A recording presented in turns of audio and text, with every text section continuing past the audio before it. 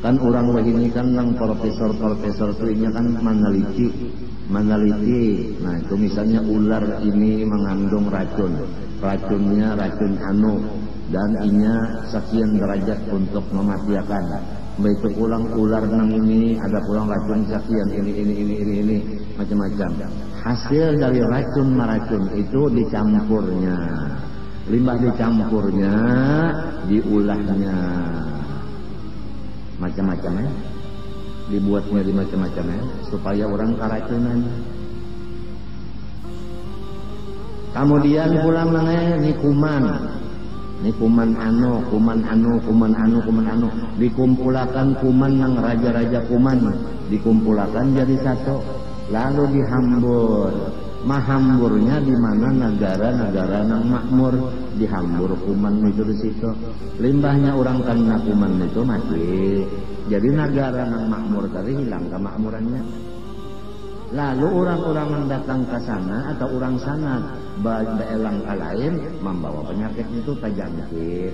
Akhirnya negara ke negara kada berhubung lagi, kada bersatu lagi karena ada penyakit nang itu tadi. Daur sudah daur mana dunia daur. Rumah sakit sudah kasihan dokternya mau obati kan najwa. Perawat mengaran tugas merawat kan najwa. Maka obatnya belum ada. Ngarannya virus, ujar kita ulatnya tuh tarabang. Masuknya di mata, di telinga, di hidung, di montong. Matinya mau ditutupi montong aja lan hidung, mata kadalan telinga, masuk jua nangai. Lalu telinga batutup, mata batutup, ya kan? Coba hati pegawai di rumah sakit, nang itu lihat kan. Biar kayak apa rupa nang salunaikan, kada kelihatan lagi. Ya benar orang pembunuhan berarti ketakutan lawan itu. Maka dasar sikap nama menular tadi kan. Jadi orang anak bagawi ke negara situ Ikawi kada kawa lagi bagawi kalau pinakan nang bagawi di situ kan hendak bulik ke Indonesia kada dibariakan bulik kalau pina membawa ke Indonesia penyakit itu lalu daur dunia. Jadi ad-dunya daurun wa ahluha tumbur wa akhiruha hancur.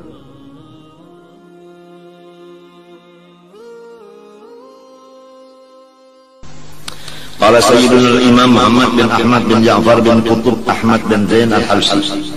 Ujar Habib Muhammad bin Habib Ahmad bin Habib Ja'far bin Qutb Habib Ahmad bin Zain al-Habsyi. Al-qada'u la mahisa anhu wasyari'ah tattabi' wasyari'ah tattabi' an ghairi ifratin wala tafrid wala ghulu. Bermula takdir Allah tidak bisa kita lepaskan sama sekali.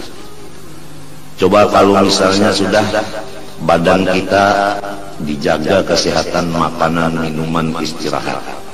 Rumah kita sudah dipasangi obat nyamuk dan sebagainya. Luar-luarnya sampai 500 meter sekelilingan sudah disemprot. Tapi lamun takdir Allah tetap datang demam berdarah nyamuk. Maikut saikung, kemudian menjalar ke lain-lain. Itu contoh hayat. Berusaha siang dan malam ke luar negeri, ke dalam negeri tanpa guring. Kalau takdir Allah kada bisa dilepaskan, tetap hutang nang ada banyak, kada berujung-ujung. Memang takdir. Bawa obat pas itu kemari, kada mau baik malah bertambah efek samping dari obat. Memang al-qada la mahisa anhu. Kalau sudah takdir Allah tidak bisa kita melepaskan daripada, harus terima dengan ridha dan sabar. Jadi kepada diriku, kepada biniku, kalau sudah aku sebagai laki ikan garing, penyakitnya kada kawa diobati karena kista belum ada obatnya, anak kita juga karena demam berdarah belum dapat obatnya juga, virusnya itu kada bisa dimatiin. Itu sudah takdir Allah, kita terima dengan ridha dan sabar. Tapi usaha tetap jalan, tetap kita berobat dan sebagainya, berdoa kepada Allah.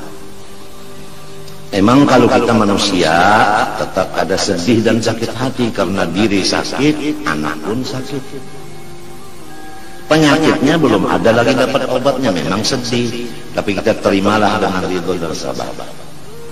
Dan kalau terjadi yang tidak diinginkan, misalnya meninggal dunia, memang takdir Allah begitu, kita tidak bisa. Abah kita udah kada ada lagi, kai kita udah kada ada lagi, memang semuanya milik Allah. Ya mudah-mudahanlah ulun dan bini ulun tahan menghadapi segala macam ujian.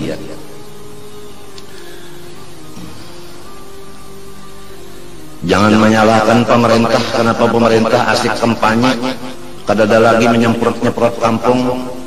Jangan menyalahkan pemerintah.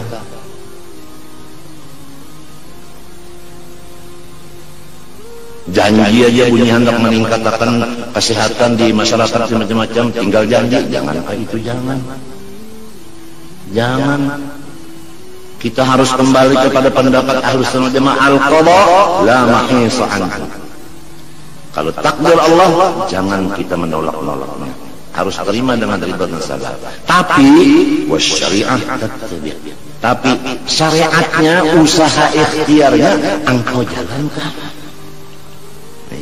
Berobat, disemprot, obat nyamuk, itu minum banyak, makan banyak, itu antibiotik dan sebagainya. Tetap syariat tetap jalan. Doa, burdah dibaca, yasin dibaca.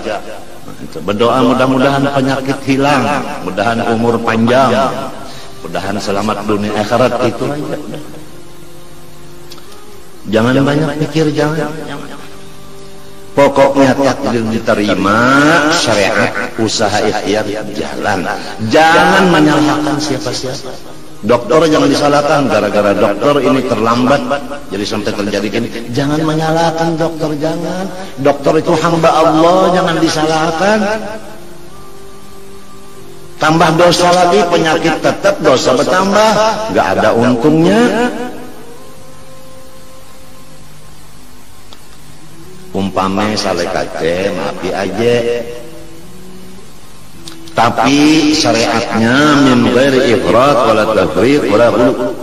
Jangan kita itu ifrat, terlalu limpah, wala tafriq, terlalu kurang, wala ghulu, habis-habisan saja. Nah, contohnya kalau kita berobat, diperiksa kemampuan. Kalau mampu di rumah sakit, duitnya ada, nama nunggui ada, silakan. Kalau kada mampu, sekadar kemampuan, jangan melimpati batas kemampuan. Caranya melaksanakan syariat, jangan melebihi kemampuan kita. Berobat sekadar kemampuan kita, jangan menyusahkan orang lain. Berobat itu syariat perintah Allah. Batasnya fattaqullaha mastata'tum. Kamu mengerjakan perintah Allah, dilihat kesanggupan. Kesanggupan. Jadi kalau ada orang kada berobat lawan dokter, jangan dicela. Apa nyawa juga kada berobat jadi matiin kayak ini. Inya kada sanggup berobat, duit kada ada, mau apa? Enak aja pantang-pantang sehat. Orang garing kada bawa obat, mencela maki udah bari duit kada, mencela maki pulang.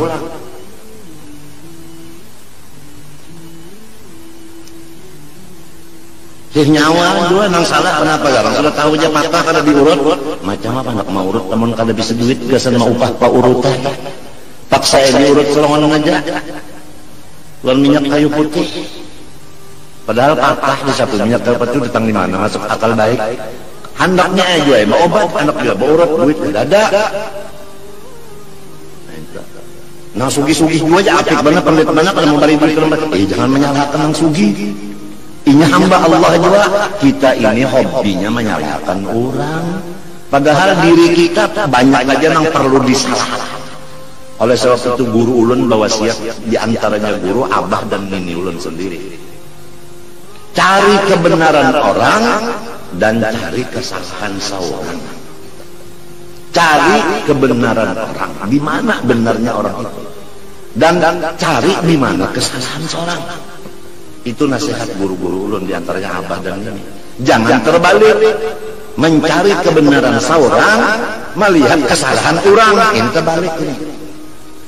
Akhirnya jadi balalan neraka jahanam. Na'udzubillah min dzalik.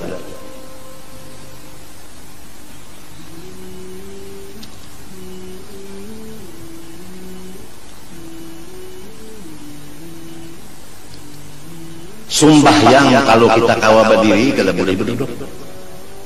Kalau kita kawa berduduk kada boleh kita berabah. Gitu. Nah kalau kita kada kawa berdiri, dikarasi berdiri, Tuhan kada menyuruh itu limpat ngarannya melaksanakan syariat. Akhirnya rabah mendagui. Orang kada kawa berdiri, mau dikarasinya berdiri rabah, limba rabah panah aja. Tadinya panah apa? Tungarannya mau.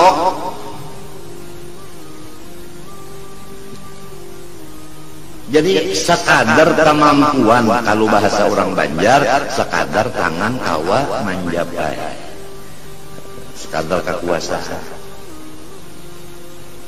Begitu juga calon-calon yang bakal duduk di mana-mana, lihat dulu kesanggupan sampean. Kalau sampean sanggup di tengah,